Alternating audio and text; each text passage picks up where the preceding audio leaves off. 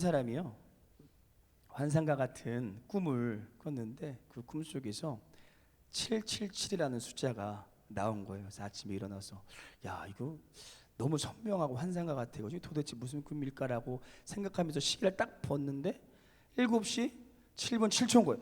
아, 이거 뭔가 있다. 이거 그냥 집에만 있으면 안 되겠다. 그래서 아침에 딱 나와가지고 발을 닿는 곳을 향해서 길을 갔는데 마침 정류장에 딱 도착을 했습니다.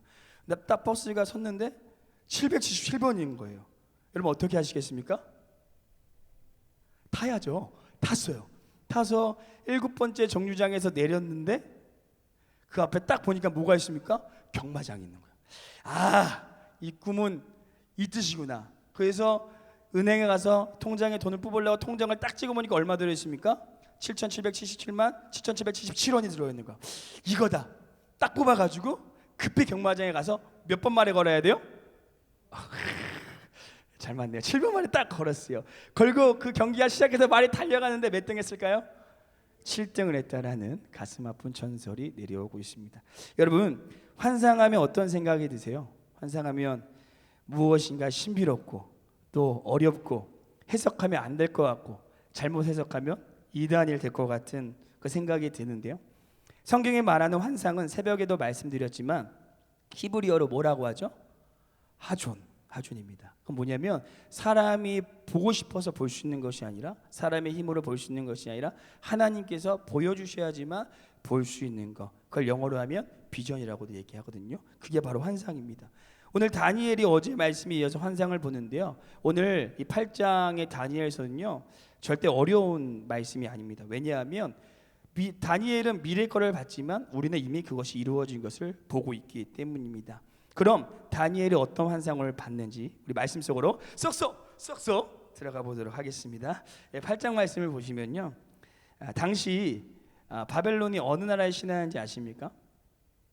바벨론의 신하였어요. 바벨론의 신하였는데 하나님께서 다니엘에게 두 동물을 보여주십니다. 하나는 두 뿔 달린 순양이고 하나는 눈 사이에 큰 뿔이 달린 순염소거든요. 우리 사진 한번 보여주시겠어요?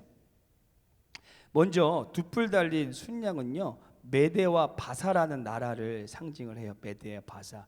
뿔이 하나가 났고 두 개가 났는데 이 긴 뿔이 나중에 났어요. 근데 그 긴 뿔이 어디냐면 바사입니다. 바사인데 메대가 그 당시 엄청 센 데가 바벨론이었거든요. 지금 미국과 같은 거에서 메대가 야, 우리 바사한테 메대 왕이 바사 왕한테 우리 편 먹고 바벨론을 치자. 그랬더니 바사가 싫은데 안 갈 거라고 해서, 근데 메대가 이제 알았어 그럼 나 혼자 갈게 했는데 그때 메대 신하들이 다 배신을 하고 바사에 붙어버린 거예요. 그래서 메대가 더 바사가 더 약했거든요. 근데 메대 사람들이 신하들이 다 바사로 와서 바사가 이 메대를 무혈승차하는, 그래서 이 바사가 메대를 먹고 나중에 바벨론까지 먹게 되는 그 환상을 하나님께서 보여주세요. 그리고 어떤 동물이 나오냐면 눈 사이에 큰 뿔이 달린 염소가 나오거든요. 순염소. 이거는요 헬라 나라를 얘기합니다. 헬라, 오늘 성경에도 본 것처럼 헬라고 지금 말로는 그리스입니다. 여러분, 그리스의 첫 번째 왕이 누구죠? 우리가 너무나도 잘 아는 알자로 시작해서 더자로 끝나고 알렉산더 왕이죠. 알렉산더 왕인데요. 그 알렉산더 왕이 바사를 쳐요. 그리고 성경 보면은 순염소가 순양을 밟아버린다고 얘기하고 있거든요. 그래서 이 헬라, 저 그림 보이죠? 그리스가 이제 바사는 지금 말로는 페르시아입니다. 페르시아를 점령하게 됩니다. 점령하게 되는데 이 알렉산더 잘 아시지만 엄청난 왕이잖아요. 엄청나게 나라를 확장하는데 가슴 아프게 어린 나이 33살에 죽게 됩니다. 근데 죽게 되는데 자식을 낳지 못하고 죽게 돼요. 그래서 이 그리스라는 나라를 그 충신인 4명의 장군이요 나눠서 이렇게 다스리게 되는데요. 그 4명의 장군을 보게 되면 이 풀톨렘이라는 장군이 애굽 지역을 통치했어요. 애굽 지역을 통치하고 루시마쿠스라는 장군이 소아시아의 대부분과 그 다음에 트라스를 통치하고요. 카산토라는 장군은 마케도니아와 그리스를 통치했습니다. 되게 엄청나게 있죠. 그리고 우리가 되게 중요하게 생각하는 역사 시간에도 배웠던 나머지 장군이 누구죠? 죄송해요. 셀루쿠스라는 장군이 중동 지역을 통치합니다.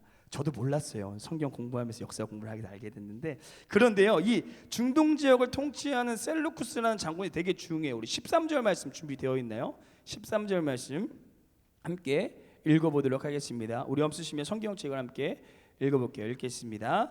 내가 들은즉 한 거룩한 이가 말하더니 다른 거룩한 이가 그 말을 묻되 환상에 나타난 바 매일 드리는 제사와 망하게 하는 죄악에 대한 일과 성소와 백성이 내준 바 되며 지팔필 일이 어느 때까지 있을까 하며. 이 무슨 말씀이냐면요, 이 장군이요 중동 지역에는 이스라엘을 괴롭히는데 성전을 더럽히고 이 공격하고 이 제사를 막고 이스라엘의 백성들이 온전한 신앙생활하지 못하도록 그들을 박해합니다.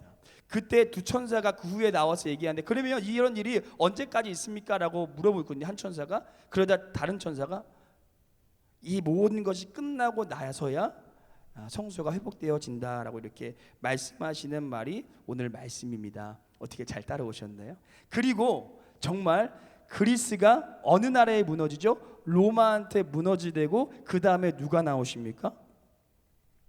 진정한 왕이시고 이 땅을 회복하실 인자 같은 이신 예수님께서 탄생하시게 되는 것입니다. 곧 하나님께서는 다니엘에게 환상으로 여러 나라의 흥망생사를 보여주면서 결국에 인류의 역사의 끝에는 진정한 통치자이신 이가 오는데, 그분이 누구다? 예수님이십니다. 그분이 이 땅에 오셔서 이스라엘을 회복시키시고 온 인류를 회복해 주실 것이라고 오늘 환상을 보여준 거예요. 그렇다면 중요한 것이, 이 환상이 오늘날 우리에게 주는 의미는 무엇일까요? 오늘날 우리가 다니엘처럼 바라봐야 되는 환상, 하존, 비전은 무엇일까요? 하나님께서 오늘 이 밤에 우리에게 어떤 환상을 보기 원하실까요? 하나님께서 다니엘에게 진정한 통치자이신 예수님께서 이 땅에 오실 것을 보여주시고 이 땅에 회복할 것을 보여주셨던 것처럼 우리에게 보여주시길 원하시는 게 있는데요, 우리 사도행전 2장 17절 말씀 함께 보도록 하겠습니다. 사도행전 2장 17절 말씀, 내 앞에 스크린에도 있거든요. 우리 한 목소리로 함께 읽겠습니다. 하나님이 말씀하시기를 말세 내가 내 영을 모든 육체에 부어 주리니 너의 자녀들은 예언할 것이요 너의 젊은이들은 환상을 보고 너의 늙은이들은 꿈을 꾸리라. 아멘. 곧 마지막 날에 하나님께서 성령님을 우리에게 부어주시는데, 그때 젊은이들은 하나님이 보여주시는 환상을 보고, 자녀들은 예언 곧 하나님의 진리의 말씀을 선포하고, 장년들은 하나님의 꿈을 꾸게 되는 진정한 회복이 이 땅 가운데 일어난다라는 것입니다. 사랑하는 성도 여러분, 우리도 그 회복을 소망하시면서 바라시면서 이 자리에 나오신 거지 않습니까? 그러면 오늘 우리가 이 예배 가운데, 이 부흥회 가운데 구해야 될 게 무엇일까요? 바로 우리 성령 하나님인 줄로 믿습니다. 성령 하나님께서 우리 가운데 임하실 때 우리 안에, 우리의 심령에 진정한 회복이 일어날 줄로 믿습니다. 그럼 성령님께서 임하시면 우리 안에 어떤 일이 일어날까요? 오늘 함께 이거를 간략하게 나누고 말씀을 맺겠는데요, 첫 번째, 성령님이 임하시면 우리는 하나님의 말씀을 거부하는 삶, 곧 불순종의 삶에서 탈출할 수 있습니다. 성령님께서 임하시면 우리는 하나님의 말씀을 거부하는 삶, 곧 불순종의 삶에서 탈출할 수 있습니다. 우리 에스겔서 36장 26절 말씀 함께 보도록 하겠습니다. 에스겔 36장 26절 말씀 우리 함께 읽겠습니다. 또 새 영을 너희 육신에서 굳은 마음을 제거하고 부드러운 마음을 줄 것이며. 아멘. 여기서 새 영이 임하시면 굳은 마음이 제거되어지고 부드러운 마음을 주신다고 말씀하고 있는데, 여러분 부드러운 마음이 뭔지 아세요? 부드러운 마음, 여기서 말하는 부드러운 마음은 착한 마음을 얘기하는 것이 아니라 우리의 마음이 부드러워져서 하나님의 말씀을 받기에 합당한 마음으로 변화된다라는 것입니다. 그 성령께서 임하시면 우리의 마음이 부드러워져서 하나님의 말씀을 거부하는 불순종의 삶에서 탈출해서 하나님의 말씀에 순종하는 삶으로 변화될 수 있다라는 거예요. 사랑하는 성도 여러분, 하나님의 말씀의 씨앗이 우리의 마음의 밭에 떨어져도 우리의 마음이 굳어져서 그 말씀이 심겨지지 못하고 밖으로 떨어질 때가 얼마나 많으셨습니까? 그래서 우리가 수없이 하나님의 말씀을 듣고 읽지만 그대로 살아가지 못하는 것이 우리의 삶이지 않으셨습니까? 그런데 성령님께서 임하시면 그것을 해준다는 것입니다. 우리의 마음이 부드러워져서 하나님의 말씀에 굴복할 수 있는 힘을 우리에게 주신다고 말씀하고 있는 것입니다. 제가 대학교 때 예수전도단이라는 찬양 집회를 갔거든요. 그때 목사님께서 설교하시기 전에 영상을 하나 보여주셨는데 그 영상이 아직도 생생하게 기억납니다. 어떤 영상이냐면 이제 집회가 다 끝나고 그날 유독 늦게 끝난 거예요. 그래서 이 집회 측에서 예수전도단에서 김밥을 한 명 한 명씩 이제 준비해서 줬어요. 그래서 사람들이 김밥을 들고 이제 예배당 문 밖을 나가서 이제 집회를 가고 있는데, 그런데 그 예배당 바로 앞에서 아주 허름한 옷을 입고 이 아주 누추한 옷을 입고 이 배고픔과 추위에 떨고 있는 거지가 한 분 있었습니다. 그래서 그분이 이 나무에 아주 힘들게 기대서 이렇게 초라하게 앉아 있는데, 그런데 그렇게 예배장 안에서는 하나님을 영광스럽게 찬양하고 말씀을 따르겠다고 선포하고 기도했던 사람들이 집회를 끝나고 돌아가면서 그 사람에게 김밥을 주기는커녕 말도 걸어주지 않고 그 사람을 피해서 지나갔다는 거예요. 단 한 사람만 빼고. 그 영상을 틀어주면서 목사님께서 이런 말씀을 하셨어요. 은혜 받고 성령 충만하다라는 것은 그냥 예배 시간에 마음이 평안해지고 위로를 받는 것으로 끝나는 것이 아니라 이 한 사람처럼 삶으로 살아내야 된다는 것입니다. 사랑하는 성도 여러분, 우리는 가끔 성령 충만함을 오해할 때가 많아요. 크게 소리 질러서 기도하는 것, 그래서 마음이 뜨거워지는 것, 마음의 희열과 만족감과 기쁨이 느껴지는 것, 이것도 성령 충만함의 하나의 모습이에요. 그런데 이것을 전부라고 알면 잘못됐다는 것입니다. 성령 충만함이란, 진정한 성령 충만함이란 우리의 마음이 부드러워져서 그 하나님의 말씀을 받고 하나님 말씀대로 살아가는 것이야말로 진정한 성령 충만한 삶이라는 것입니다. 우리가 정말 성령 충만해졌다면 우리는 그런 삶을 살아낼 수 있게 된다는 거예요. 나의 힘이 아니라 성령님께서 나에게 그렇게 살아갈 수 있는 힘과 능력을 주신다라는 것입니다. 사랑하는 성도 여러분, 부흥에서 성령 충만 받았다고 집에 가서 싸우고 부모님 말씀 듣지 않고 이렇게 분란을 일으킨 다음에 이것이 온전한 성령 충만함일까요? 아닙니다. 우리는 우리의 만족함으로 성령 충만함을 아는 것이 아니라 우리의 삶의 태도로 성령 충만함을 느껴야 된다는 것입니다. 사랑하는 성도 여러분, 그래서 우리도 이번 부흥회가 그냥 예배 드릴 때만 우리의 마음의 기쁨과 희열과 즐거움과 만족함을 느끼고 끝나는 부흥회가 아니라 진정으로 성령 충만해져서 그 말씀으로 살아낼 수 있는 우리 모두가 되시기를 간절히 소망합니다. 성령 충만할 때 우리 안에 그런 일이 자동적으로 일어날 줄로 믿습니다. 두 번째, 성령님께서 임하시면 우리는 우리를 묶고 있는 죄악의 사슬에서 탈출할 수 있습니다. 성령님께서 임하시면 우리는 우리를 묶고 있는 죄악의 사슬에서 탈출할 수 있습니다. 우리 이사야서 61장 1절 말씀 함께 읽도록 하겠습니다. 이사야서 61장 1절 말씀 함께 읽겠습니다. 함께 읽겠습니다. 주의 여호와의 영이 내게 내리셨으니 이는 여호와께서 내게 기름을 부으사 가난한 자에게 아름다운 소식을 전하게 하려 하심이라. 나를 보내사 마음이 상한 자를 고치며 포로된 자에게 자유를, 갇힌 자에게 노임을 선포하며. 또 갈라디아서 5장 16절 말씀 이어서 함께 읽어보도록 하겠습니다. 갈라디아서 5장 16절 말씀 없나요? 제가 읽어드릴게요. 내가 이르노니 너 따라 행하라. 그리하면 육체의 욕심을 이루지 아니하리라. 아멘. 곧 성령님이 임하실 때 우리의 육체의 욕심과 죄가 이루어지지 않고 성령이 임하실 때 죄에서 포로됐던 우리가 자유함을 얻고 죄악에 갇혔던 우리가 노임, 곧 그 죄악의 자리에서 탈출할 수 있게 된다는 것입니다. 사랑하는 성도 여러분, 우리 안에 우리의 힘으로 이겨내고 싶지만 그렇지 못하는 죄악들이 얼마나 많습니까? 죄인 것을 알면서, 멀리 해야 되는 것을 알면서도 날마다 습관적으로 죄악의 자리에 넘어질 때가 얼마나 많습니까? 우리가 아무리 발부르정 쳐서 그 죄악을 이겨내려고 노력하지만 여전히 나는 그 죄악에서 넘어지고 쓰러질 때가 얼마나 많으십니까? 저만 그런 것 같네요. 오직 성령님께서 우리 안에 임하실 때 우리는 그 죄악의 자리에서 탈출할 수 있게 되는 줄로 믿습니다. 오늘 기도하실 때 성령님 우리 안에 임하셔서 우리의 모든 죄악의 자리에서 떠나 거룩한 삶을 살게 해달라고, 제발 우리 안에 성령님께서 임하셔서 이제는 예전의 습성을 버리고 새로운 사람, 거룩한 삶을 살아가는 우리가 되게 해달라고. 그래서 하나님과 깊은 만남과 하나님의 깊은 교제 가운데 나아가는 우리가 되게 해달라고 성령님을 구하시는 시간 되기를 소망합니다. 마지막 세 번째, 성령님께서 임하시면 세상의 길, 세상의 가치관에서 탈출해서 십자가의 길, 사명의 길, 믿음의 길을 갈 수 있습니다. 마지막 세 번째, 성령님께서 임하시면 세상의 길, 세상의 가치관에서 탈출해서 십자가의 길, 사명의 길, 믿음의 길을 걸을 수 있습니다. 우리 마지막으로 성경구절 하나 찾아보도록 하겠습니다. 사도행전 20장 22절, 23절 말씀입니다. 사도행전 20장 22절, 23절 말씀인데요. 우리 한번, 제가 죄송한데 24절까지 읽었으면 좋겠는데, 한번 찾아보도록 하겠습니다. 사도행전 20장 22절, 23절까지 제가 준비를 안 해가지고 24절까지 한번 읽어보겠습니다. 신약성경 223페이지에 있습니다.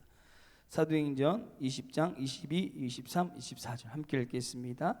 보라, 이제 나는 성령에 매여 예루살렘으로 가는데 거기서 무슨 일을 당할지 알지 못하노라. 오직 성령이 갓성에서 내게 증언하여 결박과 환난이 나를 기다린다 하시나 내가 달려갈 일과 주 예수께 받은 사명 곧 하나님의 은혜의 복음을 증언하는 일을 마치려 하면은 나의 생명조차 조금도 귀한 것으로 여기지 아니하노라. 아멘. 오늘 이 말씀을 아주 간단하게 설명해 드리면요, 이 사도 바울의 고별설교예요. 고별설교가 무슨 말이에요? 떠난다는 얘기죠. 사도 바울이 사명을 위해서 예배소에서 예루살렘으로 떠나는데요, 그런데 떠나면 무슨 일이 일어날지 몰라요. 그 예루살렘에서. 근데 아는 게 딱 한 가지 있어요. 뭐라고 말하고 있죠? 결박과 환난이 내 앞에 기다리고 있다는 거예요.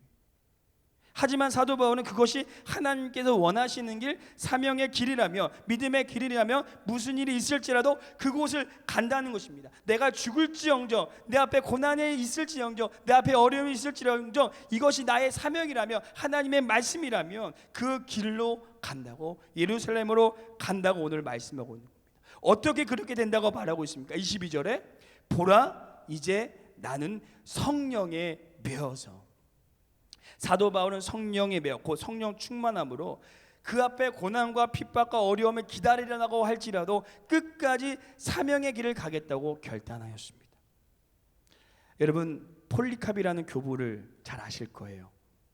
이 폴리캅이라는 교부가 이제 나이 연세를 많이 드시고 그랬는데 이 당시에 핍박을 인해서 잡혀와서 화형에 불로 타서 예수님 믿는다는 이유로 고령에 죽게 되었어요. 그래서 그 집행하는 집행관이 폴리캅 교부한테 딱 한 번만 하나님이 예수님이 나의 구주가 아니시라고 예수님 부인해라. 그럼 내가 나이도 많이 드셨으니까 이거 해서 뭐합니까? 살려주겠습니다 라고 이렇게 권유를 해요. 근데 폴리캅 목사님 교부가 뭐라고 얘기했냐면, 예수님께서 나를 한 번도 부인하지 않으셨는데 내가 어떻게 예수님을 부인할 수 있습니까? 라고 얘기하시고 화형에 처하셨습니다. 어떻게 그럴 수 있었을까요?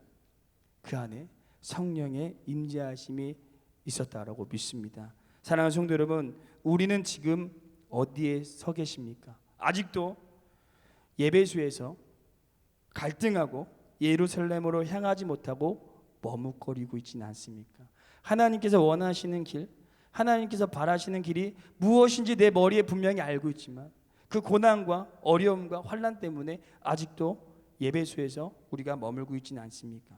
그래서 오늘 저희는 다니엘이 봤던 환상을 기억하며 성령 충만함을 구해야 됩니다. 우리가 성령 충만해질 때 세상의 가치관에서 나를 사로잡고 있던 나의 고집과 아집과 나의 유익과 나의 즐거움에서 탈출해 우리는 십자가의 길을 걸어갈 수 있는 것입니다. 예수님께 성령 충만하여서 우리를 위하여 십자가의 길을 걸으셨던 것처럼 우리 또한 그 고난의 길을 믿음으로, 기쁨으로, 감사함으로 걸어갈 수 있게 되는 것입니다. 이것이 바로 성령님께서 우리에게 임할 때 나타나는 능력입니다.